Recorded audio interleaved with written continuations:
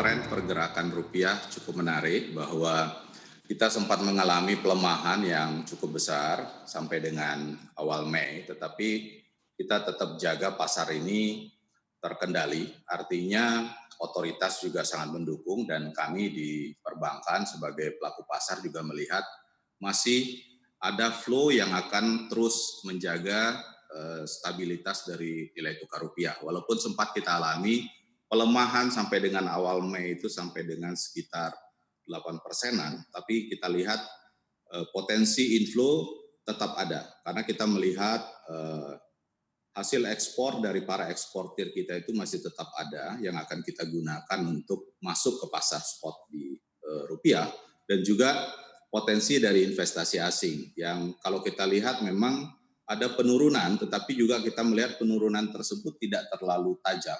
Artinya kita masih optimis bahwa saat ini sudah mulai menguat, bahkan sudah tembus di bawah 14.000, dan itu menunjukkan memang confident level daripada investor asing juga terhadap pertumbuhan pergerakan pasar domestik ini sangat positif. Jadi kita melihat ke depan, setelah kita melewati masa di posisi triwulan 1 yang sudah lewat, kemudian juga April kita juga sudah lalui dengan sangat baik, tentunya kita sangat optimis ke depan bahwa rupiah ini akan terjaga stabil, dan juga kita melihat potensi inflow akan jauh lebih besar lagi ke depan. Artinya prediksi Anda di kuartal 2 ini justru rupiah akan terus menguat begitu, Pak Darmawan? Ya, kalau kita lihat dari beberapa indikator yang mempengaruhi nilai tukar rupiah terhadap US dollar, memang di pasar sangat dipengaruhi oleh kebutuhan dari para importir, kemudian juga hutang jatuh tempo, atau juga repatriasi income dari investasi asing yang masuk di Indonesia.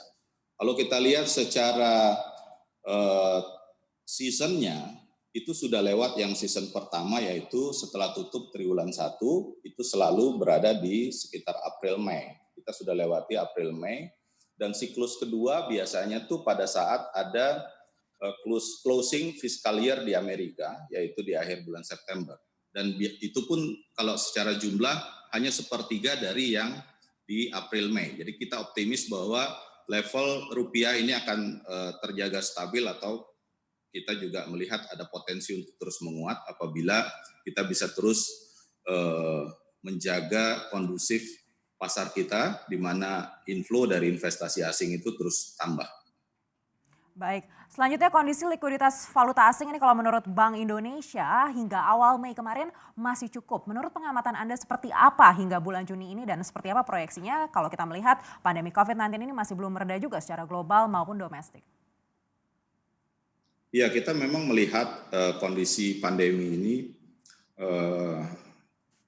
belum bisa dipastikan. Siapapun juga melihat ini sangat sulit. Tidak ada contoh pengalaman sebelumnya kita akan hadapi atau kita hitung time frame-nya berapa lama. Tapi kalau kita lihat kekuatan dari para pelaku pasar di pasar Indonesia ini, memang mata uang US dollar itu bukan mata uang kita, tetapi kalau kita lihat bagaimana hasil dari ekspor kita dan juga bagaimana kekuatan perbankan di Indonesia menjaga stabilitas likuiditas falasnya,